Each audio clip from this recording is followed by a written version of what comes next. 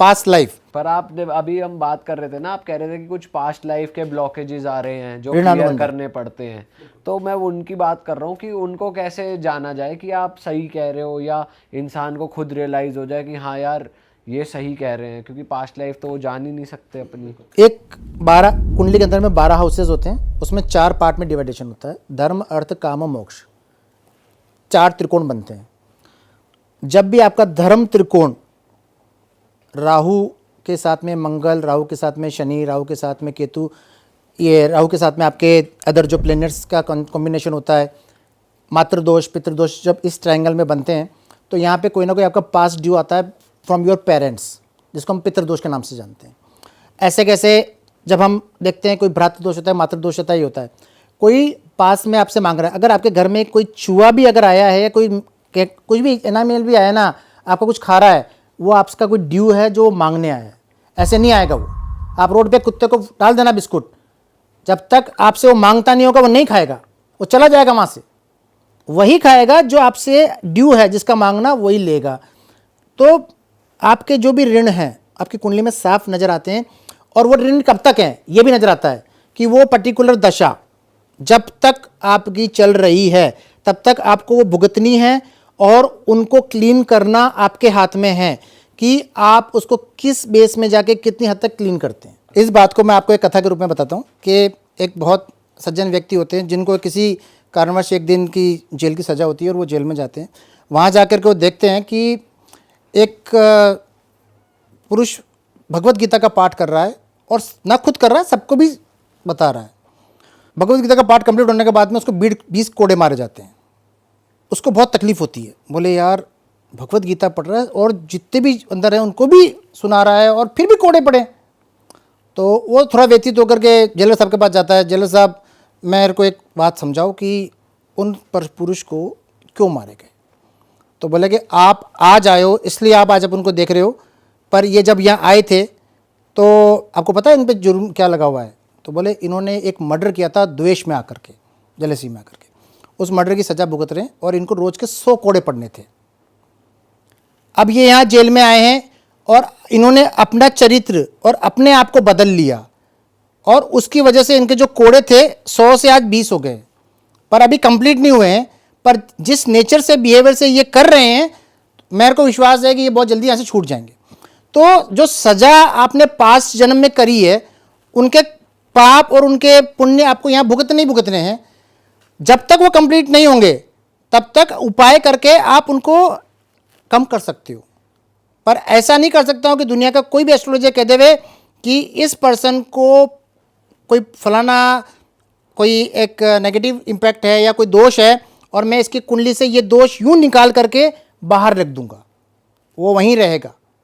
पर उसकी जो परसेंटेज ऑफ इफेक्ट है उसको आप कम ज़्यादा कर सकते हो बाय द हेल्प ऑफ कार्मिक क्लिनजिंग, सेल्फ क्लिनजिंग, और बाय रेमेडियल वे। अच्छा सर, जैसे तो पुराने कर्मों की बात हो रही है और जो पुराने पुण्य करें, वो अगर कोई इंसान अभी मतलब आगे अपनी लाइफ में कि आगे उसको अच्छा मिले तो वो पुण्य कर रहा है, पर हर पुण्य काउंट नहीं होता, तो पुण्य किस तरीके से करना चाहिए, कौन सा पुण्य ज़्यादा फल देता है, थोड़ा बताओ उसके बारे में। गीता के अंदर में सुपात्र और कुपात्र का एक विवरण आता है कि अगर आप दान भी कर रहे हो ना, तो भी आपको ये देखना है कि मैं सुपात्र को कर रहा हूँ, कुपात्र को कर रहा हूँ। अब इसी को आपने कहा कि मैंने आपको कहा एक गाय को दान कर दो, ठीक है आपकी, जैसे हमारे गीता के अंदर में दान कहा गया, सबसे बड़ा दान कहा गया है ज्ञान का दान और अन्न दान, है ना, स्टेप बाय स्टेप। अश्वदान, अश्वदान से गजदान, गजदान से भूमिदान, ऐसे दान है। तो सबसे लास्ट वाला जो दान है, हाईएस्ट दान है, वो ज्ञान और अन्न दान है। अब अगर सपोज करें कि आपने एक नॉर्मली आप कहीं गए और आपने खाना जो बच गया उसको ले जा करके बाहर पैक करा करके किसी भिखारी को दे दिया, ये दान नहीं है। यहाँ आपकी कोई निष्ठा नहीं थी, यहाँ कोई आपका साइकोलॉजिकली इंटेंशन नहीं था कि मुझे दान करना है। आपने सिर्फ एक वेस्ट जो छूट रहा था उसको भी परोपकार के रूप में लेकर के कर दिया कि वो हो जाएगा। बट सर वो जैसे वेस्ट में जा रहा है तो ये भी तो इंटेंशन है ना कि वेस्ट ना हो, किसी को कोई खा लेगा भूखा, तब तो फिर सही नहीं। वो है दान नहीं है। आप इसको समझिए, दो तरह के दान होते हैं। एक तो दान मैं पर्टिकुलर संकल्प लेकर के किसी कार्य विशेष के लिए कर रहा हूं, परमात्मा को ही मुझे इंटेंशन देनी है कि मैं अपने शनि के दान हेतु ये छाया दान कर रहा हूँ। आप जब छायादान करते हैं शनि की, तो कटोरी में शक्ल देख करके देखते हैं ना कि मैं शनि का तेल दान कर रहा हूँ, ऐसे नहीं डायरेक्ट तेल दान कर दिया। तो जब आपकी इंटेंशन क्या है उस पर्टिकुलर ये के लिए, मंदिर में गए, आपके मंदिर से कोई जूता चुरा के ले गया, शनिवार था, मेरा तो जूता चोरी हो गया, शनि का दान हो गया, ये दान नहीं है। इंटेंशन होनी चाहिए, मेरे को पर्टिकुलर उस कार्य विशेष के लिए कर रहा हूँ। मैं अगर आपको 10,000 रुपये उधार देता हूँ, आप में 10,000 रुपये नहीं दे रहे हो, एक खत में आके मैं सोचता हूँ वाह यार दान दिया, ये दान नहीं है सर। दान जब होगा जब आप इंटेंशनली उस कार्य को माइंड में रखते हुए देंगे, उसका रिजल्ट दान में जाएगा। अदरवाइज वो सिर्फ एक आपका दैनिक नित्य कार्य था, मे बी वो आप जैसे आपने कहा ना फूड बच गया था, आपने दिया, उसके काम आया, उसका कोई बकाया वो मांग थी जो आपने दे दी, ठीक है। ये है, ये दान नहीं है।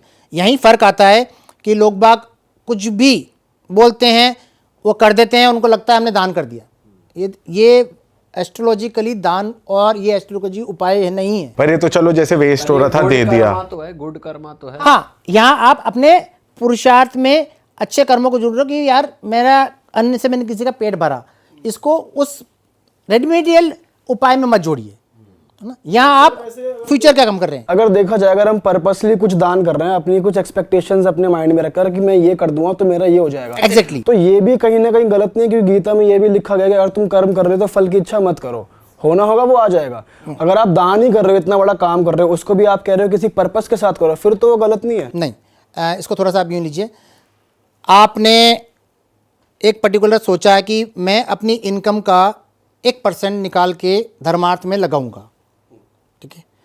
यहाँ पर आपकी इंटेंशन बिल्कुल क्लियर है, आप किसी सोच से नहीं कर रहे हो कि मुझे क्या करना है इस वजह से, ये आपका दान है।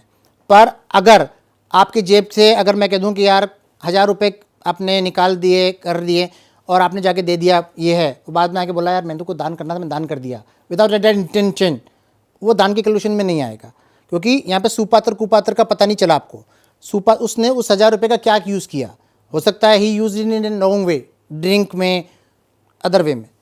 जब आप रेमेडियल वे की इसको समझेंगे तो आपको चारों एलिमेंट्स को समझना है।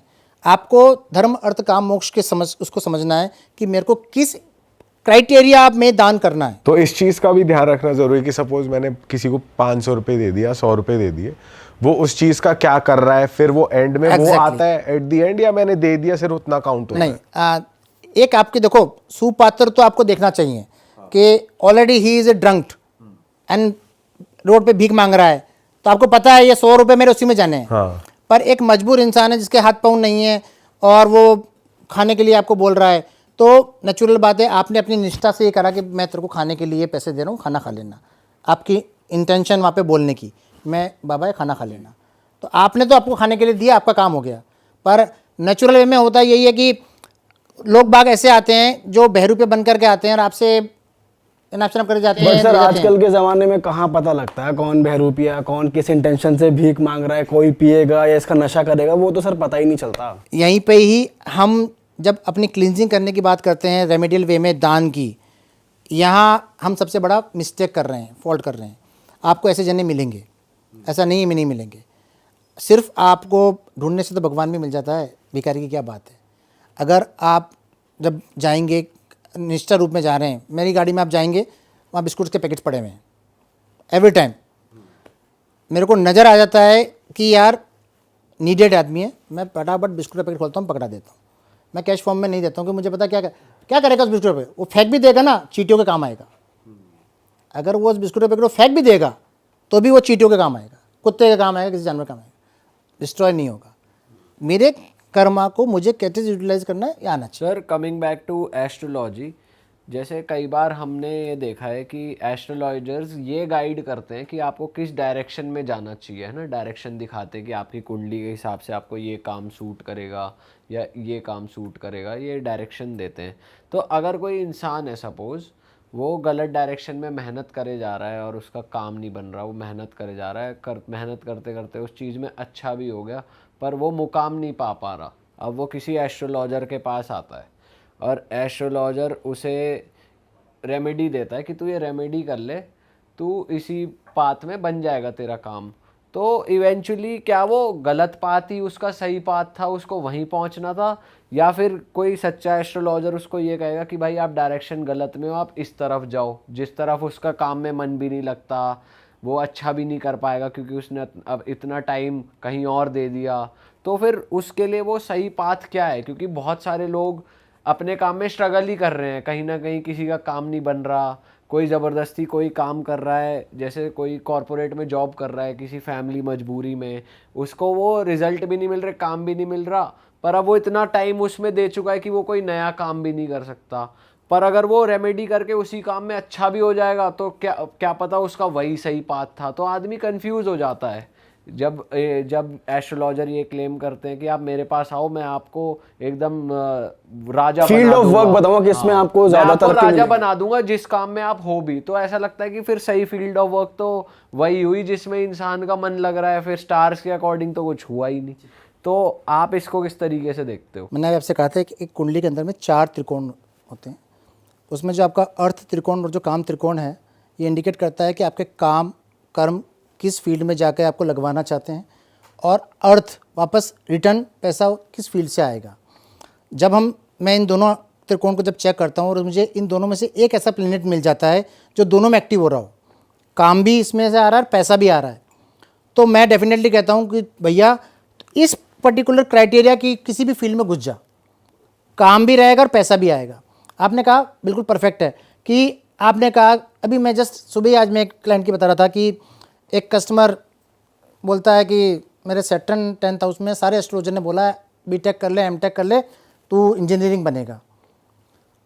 उसका पढ़ाई में मन नहीं, उसके पिताजी ठोक ठोक के उसको पढ़ा रहे हैं।